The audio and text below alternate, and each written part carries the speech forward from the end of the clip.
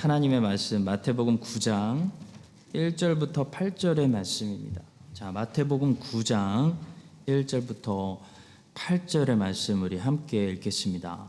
예수께서 배에 오르사 건너가 본 동네에 이르시니 침상에 누운 중풍병자를 사람들이 데리고 오거늘 예수께서 그들의 믿음을 보시고 중풍병자에게 이르시되 작은 자야 안심하라 내 죄사함을 받았느니라. 어떤 서기관들이 속으로 이르되 이 사람이 신성을 모독하도다. 예수께서 그 생각을 아시고 이르시되 너희가 어찌하여 마음에 악한 생각을 하느냐.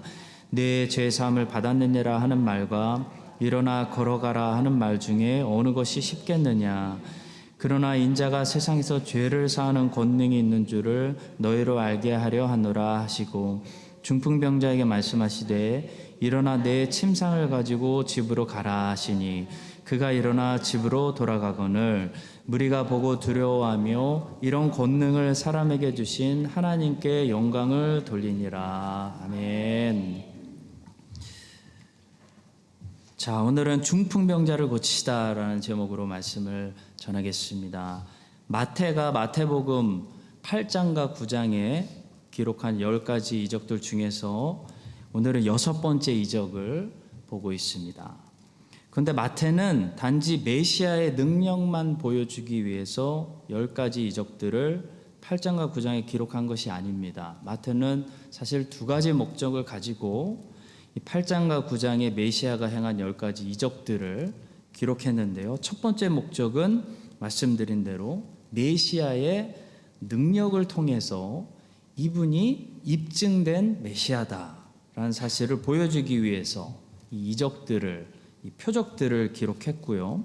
또 한 가지 목적이 있습니다. 또 한 가지 목적은 메시아의 연민, 그 메시아의 긍휼을 보여주기 위해서 10가지 이적들을 기록했습니다. 따라서 우리는 10가지 이적들을 보면서 메시아의 능력을 보고 메시아의 연민을 느끼는데요. 메시아의 능력은 이분이 구원을 베푸실 수 있다라는 메시지를 주고요. 메시아의 연민은 이분이 구원을 베푸시기 원하신다라는 메시지를 동시에 주고 있습니다. 그래서 8장과 9장을 묵상하실 때는 이분이 중풍병이나 나병이나 귀신 들린 것이나 어떤 것도 능히 구원하실 수 있는 메시아다라는 이 주님의 능력을 우리가 믿어야 되고요. 또 한 가지는 이분이 이런 죄인들과 정상적이지 않은 사람들까지도 모두 구원하시기 원하신다라는 사실을 우리가 느껴야 됩니다. 자, 오늘은 6번째 이적, 우리 주님께서 능히 또 기꺼이 중풍병자를 구원하시고 고치시는 이 이야기를 통해서 우리에게 주시는 몇 가지 말씀들 묵상하도록 하겠습니다. 첫 번째로 중풍병자를 고치시는 예수님의 기적을 통해 우리는 혼자서는 스스로 그리스도께 나오지 못하는 사람들이 있다라는 사실을 배우게 됩니다. 중풍병자는 움직이지 못하죠. 그래서 혼자서는 예수님께 나올 수가 없었습니다. 다른 사람들이 그를 데려다 줘야 예수님께 나올 수 있었다는 거죠. 우리 주변에도 이렇게 혼자서 스스로 주님께 나오지 못하는 사람들이 많이 있다라는 사실을 우리 주님께서 우리에게 먼저 말씀하십니다. 예를 들어 어린 자녀들도 그래요. 어린 자녀들도 사실 혼자서 스스로 주님께 나오는 것이 아니죠. 우리 부모가 주님께 데리고 나오는 겁니다. 만약 부모가 안 데리고 나오면 우리 초등학교 아이들 중에 자기 스스로 교회에 걸어올 수 있는 아이들 한 사람도 없습니다. 노약자분들도 마찬가지죠. 자녀가 모시고 와야 주님 앞에 나올 수 있는 그런 분들도 많이 있습니다. 꼭 육체적인 불편 때문만이 아니라 여러 가지 이유 때문에 마음이 불편하다든지 관계가 불편해서 혼자서의 연약한 결단과 의지와 용기로는 도저히 주님 앞에 오지 못하는 영혼들이 우리 주변에 많이 있습니다. 자, 그럴 때 누군가가 그들이 주님께 나올 수 있도록 도와준다면 주님께서는 그 도와주는 사람들의 믿음을 보시고 은혜를 베풀어 주신다는 이야기입니다. 오늘 본문에서도 중풍병자를 침상째 들고 나오는 그 사람들의 믿음을 보시고 주님께서 은혜를 기꺼이 베풀고 계시다는 사실을 보게 됩니다. 2절의 말씀입니다. 침상에 누운 중풍병자를 사람들이 데리고 오거늘 예수께서 그들의 믿음을 보시고 중풍병자에게 이르시되 작은 자의 안심하라 내 죄사함을 받았느니라 말씀합니다. 자, 그런데 성도 여러분, 여기서 우리가 꼭 분별해야 하는 것이 있습니다. 이 2절 말씀을 오해하면 이 중풍병자가 마치 자기 믿음이 아니라 자기를 데리고 나온 사람들의 믿음 때문에 구원받은 것처럼 잘못 보실 수가 있습니다. 그러나 그것은 잘못된 해석이고요. 성경 전체의 교리와 어긋나는 해석입니다. 이 중풍병자가 죄사함을 받고 영혼이 구원받게 된 것은 예수님께서 이 중풍병자에게 은혜를 베풀어 주셨어. 이 중풍병자에게도 믿음을 두셨기 때문에 이 중풍병자가 구원받은 것은 확실합니다.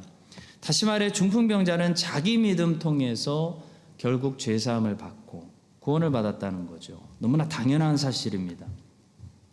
자, 모든 영혼들은 각자 본인이 하나님께 받은 믿음의 선물을 통해 구원받게 되는 것이지 다른 사람의 믿음을 통해서 죄를 용서받고 구원받는 것이 아닙니다. 그것은 성경의 교리도 아니고 이단적인 메시지죠. 자, 다만 주님께서 여기서 중풍병자의 믿음이 아니라 중풍병자를 데리고 나온 그들의 믿음을 칭찬하셨다는 것은 그들의 믿음도 어떤 중요한 브릿지 역할을 했기 때문입니다. 그들의 믿음은 어떤 역할을 했을까요? 이 중풍병자가 예수님께 가까이 나오도록 했다는 것입니다. 다시 정리하자면 예수님을 구세주로 영접하는 믿음은 중풍병자의 믿음이었지만 중풍병자가 예수님께로 가까이 나오도록 이끌어준 믿음은 중풍병자의 믿음이 아니고 중풍병자를 데리고 나온 그들의 믿음이었다는 겁니다. 자, 그리스도를 영접하는 믿음은 개인에게 필요하지만 그리스도께까지 나아가는 믿음은 꼭 개인의 믿음이 아니어도 주변 사람들의 믿음으로도 충분할 수 있다는 거죠. 예를 들어 저는 저에게 은혜를 베풀어 주신 제 믿음으로 예수님을 영접했습니다. 당연한 거죠. 그렇지만 저를 예수님께로 가까이 이끌어준 믿음은 제 믿음이 아니었습니다. 저희 부모님에게 주셨던 어머니의 믿음이었고 아버지의 믿음이었고 제 주변에서 저를 도와주었던 목사님의 믿음이었고 친구들의 믿음이었다는 거죠. 저는 어렸을 때 뭣도 모르고 어머니와 아버지에게 이끌려서 주님께 가까이 나아갔습니다. 그것은 분명히 제 믿음이 아니었고 제 어머니와 제 아버지에게 주신 믿음이었습니다. 그러다가 어느 날 주님께서 저에게도 믿음의 선물 주셔서 저에게 주신 제 믿음을 통해 제가 예수님을 영접하는 그런 은혜의 일이 일어난 거죠. 자, 성도 여러분, 우리의 믿음은 당연히 우리를 구원합니다.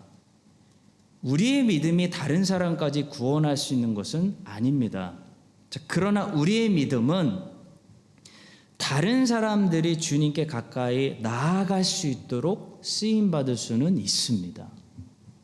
이것은 놀라운 은혜죠. 주님이 칭찬하고 계시는 믿음이 그 믿음인 거예요.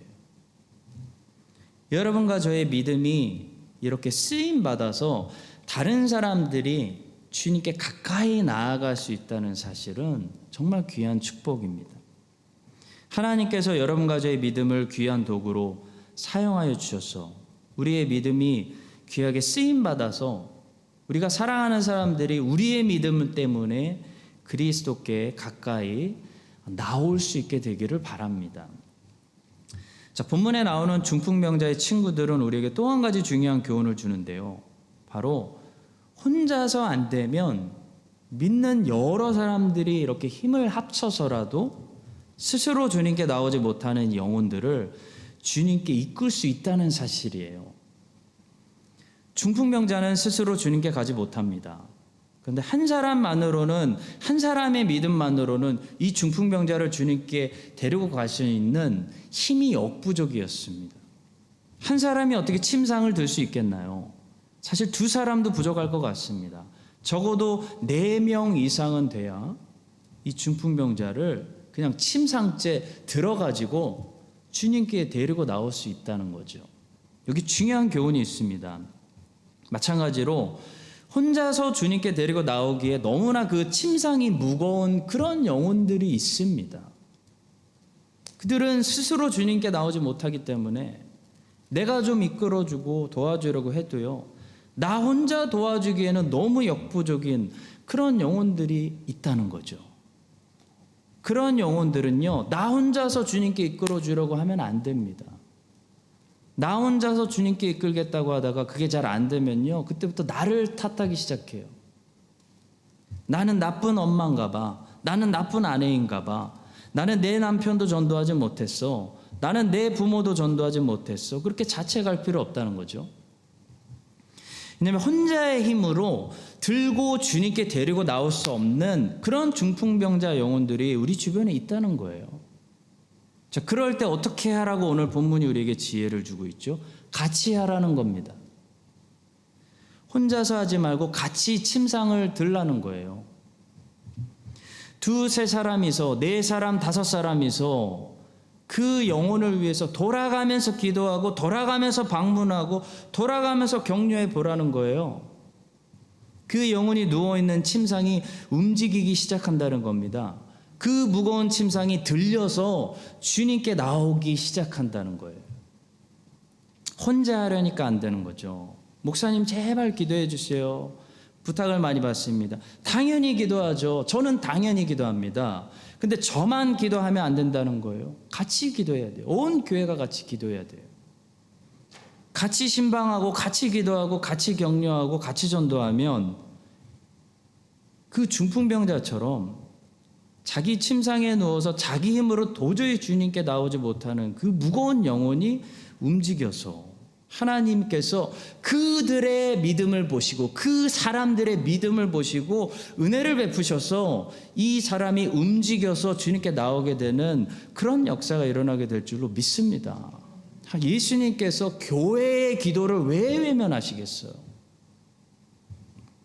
오늘 주님께서 우리에게 말씀하십니다. 너희 주변에 혼자서 자기 힘으로 내게 나오지 못하는 중풍병자 같은 영혼들이 많이 있다. 근데 너 혼자서는 그 영혼을 나에게 데리고 나오지 못한다. 그러니까 함께 협력해라 말씀하시는 거예요. 너희 모두가 서로 함께 협력해서 그 무거운 침상이라도 들고 그 영혼을 내 앞으로 데리고 나와라 라는 말씀입니다. 여러분과 제가 이 말씀을 듣고 주님께서 은혜 베풀기 원하시는 많은 영혼들을 우리 모두 서로 협력하여 2022년, 2023년 많은 영혼들을 그 침상째라도 들고 교회가 함께 움직여서 많은 영혼들을 들고 우리 주님께 데리고 나오는 그런 역사가 우리 교회에 일어날 수 있게 되기를 주님의 이름으로 간절히 축복합니다. 자, 두 번째로 본문의 사건은요, 분명히 우리에게 예수님께 나아가는 그 방법에 관하여 또한 말씀하고 있습니다. 예수님께 나아가는 사람은 어떤 자세로, 어떤 태도로 나아가야 하는 것일까요? 이것은 굉장히 중요한 문제입니다. 사실 거의 이보다 더 중요한 문제가 없다고도 할 수 있습니다. 자, 지난 주일에 우리는 예수님을 보기 위해서 나무 위로 올라갔던 삭개오를 살펴보았습니다. 삭개오는 주님의 얼굴 보고 싶은 너무 큰 열망이 있어서 모든 것을 내려놓고 나무 위로 올라갔습니다. 삭개오가 유일하게 칭찬받을 만한 행동은 그가 나무 위로 올라간 것이었습니다. 그가 예수님을 보겠다고 그날 작정한 것이었습니다. 그가 예수님을 보는데 혹시 방해가 되고 장애가 되는 것들이 있다면 나는 모든 것을 다 넘어버리겠다고 결단한 것이 삭개오가 정말 유일하게 잘한 것이었습니다. 그 믿음이 삭개오를 구원했습니다. 삭개오는 은혜 받았기 때문에 재산을 팔고 돈을 갚은 것이었지, 삭개오가 재산을 팔고 돈을 갚았다고 구원받은 것, 은혜 받은 것이 아니었습니다. 삭개오가 하늘에서 칭찬받을 만한 행동을 한 가지 했다면 그것은 나무 위로 올라간 것이었습니다. 그가 나무 위로 올라갔다는 것은 모든 희생을 감수해서라도 주님을 보겠다는 것이었고, 그가 나무 위로 올라갔다는 것은 그가 이 진주를 발견하고 이 진주를 얻기 위해서 모든 밭을 이미 마음에서 다 정리하고 팔았다는 것을 말씀하는 것입니다. 자, 이것이 주님을 찾고 구하고 두드리는 자들이 언제나 가지고 있는 태도요, 또 자세인데요. 이런 자세를 가진 사람들만이 주님을 만날 수가 있습니다. 오늘 본문에 나오는 중풍병자의 친구들도 비슷한 태도를 가지고 있었습니다. 그들은 나무 위로 올라가는 대신 지붕 위로 올라갔습니다. 마태는 그 정황을 다 기록하지 않았는데요. 우리는 마가와 누가의 기록을 통해 그들이 처음에는 정문으로 왔다가 사람들이 너무 많아서 도저히 주님이 계신 곳까지 갈 수 없겠다 판단해가지고 어쩔 수 없지 뭐 나는 최선을 다했어 라고 돌아간 것이 아니고, 주님을 만나기 위해서 지붕 위로 올라가서 지붕을 걷어내버리고 밧줄로 이 중풍병자를 주님 앞에 내렸다는 이런 엄청난 사실을 우리가 듣게 됩니다. 마가복음 2장 3절과 4절을 읽어보겠습니다. 사람들이 한 중풍병자를 네 사람에게 메워가지고 예수께로 올세 무리들 때문에 예수께 들어갈 수 없으므로 그 계신 곳에 지붕을 뜯어 구멍을 내고 중풍병자가 누운 상을 달아 내리니라고 말씀합니다. 자, 성도 여러분, 주님께서 이 중풍병자에게 제일 처음으로 하셨던 말씀은 안심하라 라는 말씀이었습니다. 아마도 이 중풍병자는 이 정도로 무례해도 되나? 주님께 이런 무례한 방법으로 나왔다가 치료받기는커녕 혼나는 거 아닌가? 두려워서 떨었을 수도 있을 것 같습니다. 충분히 그런 생각을 할 수 있겠죠. 근데 주님께서 제일 먼저 이 중풍병자에게 뭐라고 하시죠? 안심해라, 괜찮다, 그런 말이에요. 자, 성도 여러분, 예수님께 나아가는 방법에 대해서 한번 오늘 저녁에 우리 생각해 봅시다. 얘기해 봅시다. 우리가 예수님께 나아갈 때는요, 좀 무례해도 될까요? 정답은요, 네, 무례해도 됩니다. 그렇다면 더 노골적으로 이렇게 자기 차례를 기다리지 않고 새치기 해도 될까요? 답은요, 네, 새치기 하셔도 됩니다. 아니, 이렇게 수단과 방법을 안 가려도 되는 겁니까? 답은요, 네, 됩니다라는 것이에요.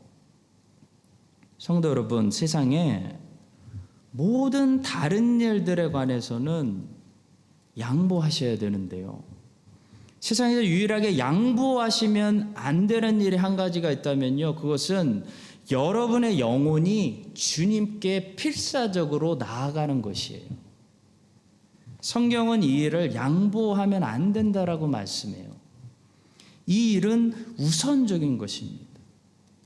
양보하면 안 되는 것이에요. 타협하면 안 되는 것이에요. 그리스도인들은 줄을 섰을 때 새치기 하면 안 됩니다. 새치기 당하면 기분 나쁘죠.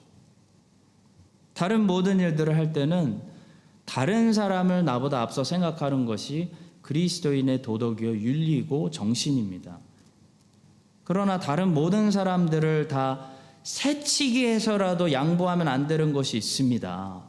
세상에서 유일하게 아무리 지나쳐도 무례가 되지 않고, 아무리 이기적이어도 남에게 해가 되지 않으며, 아무리 무리해도 죄가 되지 않는 유일한 한 가지가 있다고요. 투마치가 되지 않는 것이 한 가지가 있는데, 그것이 바로 예수님께 나아가는 일이에요.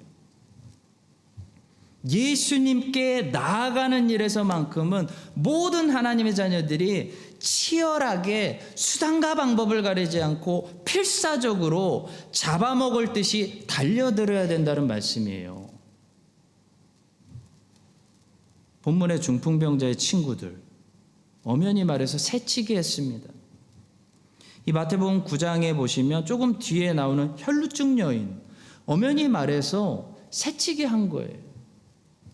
자기 순서 기다리지 않았습니다. 그런데도 유일하게 이 부분에서만큼은 그들은 책망받은 것이 아니라 오히려 칭찬받고 있습니다.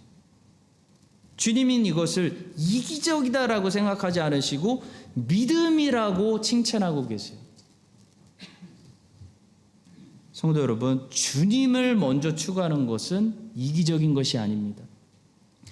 주님을 무리해서 추구하는 것은 무리가 아니에요. 주님을 우리는 너무 지나치게 많이 추구할 수 없습니다. 주님께는 너무 지나치다는 것이 적용되지가 않는 거예요. 우리는 사실 개가 침을 뚝뚝 흘리면서 흥분을 가라앉히지 못하고 막 달려들어서 주인 좋다고 주인의 얼굴을 막 핥는 것처럼 그렇게 헐떡이면서 주님을 찾고 주님을 추구하고 주님께 나아가야 하는 것입니다. 시편 119편 131절이 말씀합니다. 내가 주의 계명들을 사모함으로 내가 입을 열고 헐떡였나이다. 시편 42편 1절과 2절이 말씀합니다. 하나님이여 사슴이 시냇물을 찾기에 갈급함같이 내 영혼이 주를 찾기에 갈급하니이다. 내 영혼이 하나님 곧 살아계시는 하나님을 갈망하오니 내가 어느 때에 나아가서 하나님의 얼굴을 배울까? 라고 말합니다. 크리스찬은요, 세상에서 세상 사람들이 봤을 때 다른 모든 일들에 향해서는 절제된 사람입니다. 양보할 줄 아는 사람이고 멈출 줄 아는 사람이고 자신을 제일 뒤에 두고 또 자족할 줄 알고 점잖은 그런 사람입니다. 근데 크리스찬은 주님을 향해서는 세상 사람들이 봤을 때 미친 사람이에요. 흥분을 가라앉히지 못하는 사람이요, 지나친 사람입니다. 투마치하다는 거예요. 또 교회가? 아니 권사님 새벽에 오셨는데 또 오셨어요 오늘? 새벽에 오셨잖아요. 또 오셨어요. 그런 소리를 듣는 사람이 크리스찬이라고요. 크리스찬은요 다 양보하는데요 주님은 양보하지 않습니다. 크리스찬은 늘 절제되고 점잖는데요 주님 앞에서는 점잔 떨지 않습니다. 다윗처럼 미치도록 뛰고 춤추고 노래하는 사람이 크리스찬이에요. 성도 여러분, 주님을 향해 아직도 그런 태도를 간직하고 계십니까? 우리 너무 점잖아진 거 아닐까요? 아이고 주님 이제 못 뛰겠어요 라고 하지는 않습니까? 다른 것을 향해서는 나이도 들고 식어도 됩니다. 근데 주님을 향해서는 날이 갈수록 더 미쳐야 돼요. 주님이 너무 좋아서 갈수록 더 미쳐야 돼요. 주님을 향해서 미지근해지면 점잖아지면 주님은 그것을 죄로 여기십니다. 미지근한 자를 토해내버려요. 오늘 본문에 나오는 중풍병자를 주님께 데리고 가는 이 사람들, 이 이기적이고 이 무례하고 이 미친 행동을 기억합시다. 주님을 사모하고 주님을 붙들기 위해서 예수님을 보기 위해서는 수단과 방법을 가리면 안 되는 거예요. 수단과 방법을 가리면서 양보하고 타협하면 안 됩니다. 막 저처럼 이렇게 막 침이 막 튀고 막 점잖으면 안 돼요. 삭개오처럼 막 나무 위에 올라가야 되는 거예요. 수단과 방법을 적당히 가리는 사람들은 어떻게 되겠습니까? 집 앞에까지 왔다가 아이고 사람 많네 안 되겠네 그리고 마당만 밟고 다 돌아가는 겁니다. 오늘 주님께서는 우리가 주님께 개처럼 달려들기를 원하세요. 목마른 사슴이 물을 찾듯이 주님을 사모하고 간절히 찾기를 원하시는 겁니다. 주님, 저 또 왔어요. 전 주님이 너무 좋아요. 주님 은혜 주세요. 저는 찬송이 너무 좋고 기도가 너무 좋고 저는 말씀 또 들을 거예요. 복 주세요. 도와주세요. 평강 주세요. 문제 풀어주세요. 여러분과 제가 오늘 지붕을 뚫고 나무 위로 올라갈 수 있게 되기를 간절히 바랍니다. 그런 사람들에게 우리 주님께서 특별한 귀한 은혜 주실 줄로 믿습니다. 자, 마지막 세 번째로 본문은 더 중요한 것에 대해서 우리에게 가르쳐주고 있습니다. 중풍병자는 뭐가 제일 중요하겠습니까? 중풍병이 가장 급하고 가장 큰 문제고 가장 모든 고통의 원인이라고 생각하고 있습니다. 근데 주님께서는 중풍병자를 딱 보시고 너에게는 죄가 더 급하고 죄가 가장 큰 문제고 죄가 너의 모든 고통의 원인이다라는 사실을 가르쳐 주시면서 죄부터 사고 계시는 것을 보게 됩니다. 죄부터 먼저 사하시고 중풍병은 나중에 고쳐주세요. 본문 2절 끝부분입니다. 침상에 누운 중풍병자를 사람들이 데리고 오거늘 예수께서 그들의 믿음을 보시고 중풍병자에게 이르시되 작은 자의 안심하라 내 죄사함을 받았느니라. 자, 우리는 복음이 이 현대를 지나오면서 그 초점이 많이 변질돼서 순수한 복음이 오늘날 사회 복음으로 변화된 것을 목격하고 있는 그런 시대에 살고 있습니다. 저도 잘 몰랐어요. 공부해 보니까 그렇더라고요. 오늘 많은 기독교인들은요, 사실 이 복음을 사회 복음으로 생각하고 있습니다. 무슨 말이냐면 복음의 초점이 바뀌었다는 거예요. 복음의 초점이 개인 영혼 구원과 개인의 성화에 있지 않고 사회 개혁과 사회 개종에 치우쳐져 있다는 것입니다. 그래서 오늘날은 기독교인들조차도 교회 소명을 어떻게 생각하냐면 사회 개혁으로 착각하고 있는 사람들이 상당히 많다는 거예요. 자, 이런 사람들의 관심과 열정은 사회에 있습니다. 사회가 개혁되면 자기가 깨끗해졌다고 착각합니다. 근데 완전히 잘못된 생각이에요. 그 이유는 두 가지인데요. 첫째로 사회는, 그러니까 크라이스트처치는 절대로 앞을 향해 진보하면서 더 나아지지 않기 때문입니다. 이거 분명히 아셔야 돼요. 사회가 계속 진보하면서 나아질 것이라는 긍정적인 생각은 세상 사람들의 철저한 생각이지 성경적인 관점이 아닙니다. 성경은 세상이 점점 더 악해져서 쇠퇴하다가 결국 심판의 날을 맞이한다고 말씀하고 있어요. 오늘은 어제보다도 악한 세상이고 내일은 오늘보다 더 망가진 세상이고 미래는 현재보다 한 걸음 더 멸망과 하나님의 심판에 가까운 것이 우리가 살고 있는 세상입니다. 이 세상을 기독교인들이 기독교 가치관으로 막 고치고 개혁시킨다고 해서 이 옛 세상, 아담이 범죄한 이후로 죄로 이미 물들어 버린 이 옛 세상에 하나님의 나라가 완성되는 것이 아니라는 거죠. 하나님의 나라는 이 옛 세상이 다 지나간 다음에 최후 심판이 임한 다음에 새하늘과 새 땅 가운데 하나님의 나라가 완성되는 것입니다.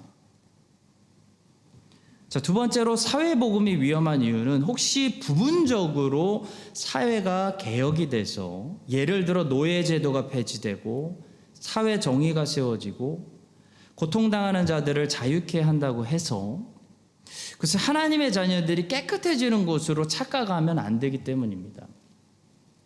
오늘날 사회복음을 외치고 사회로 나가서 사회 변화를 외치는 자유주의적인 사람들은 자기는 음란하고 자기는 방탕하면서 사회가 조금 부분적으로 개선되면 마치 자기의 더러움을 하나님이 가려주실 거라고 생각하는데요. 천만의 말씀입니다.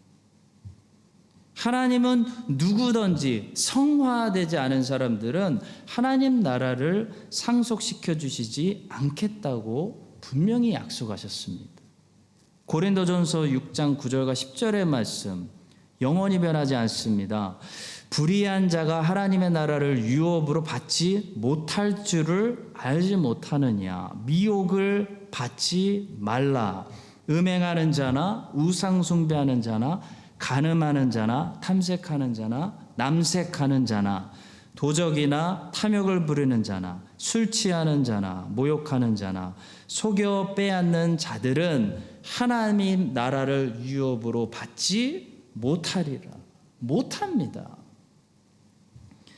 자, 따라서 옛적부터 이 개혁신앙인들은 사회개혁에 힘쓴 것이 아니라 개인 성화에 집중하면서 성경의 말씀대로 자기의 죄 죽이기를 애썼다는 사실을 역사를 보면 발견할 수가 있습니다. 윌리엄 부스가 세운 구세군은 사회복음을 전하고 사회개혁을 힘썼지만 그 전에 있었던 개혁신앙은 성도들의 개인 성화와 죄 문제를 깊이 다뤘다는 거예요. 죄 문제. 그래서 존 버년, 존 오웬, 리차드 백스터 같은 이런 청교도 목사님들이 남긴 이 믿음의 유산들은 항상 주제가 거룩에 관한 것이고요. 개인 성화에 관한 것이고요. 죄 문제를 심각하게 다루는 죄와 영적으로 싸우는 영적 전쟁에 관한 그런 유산들을 우리에게 남겼다는 거예요.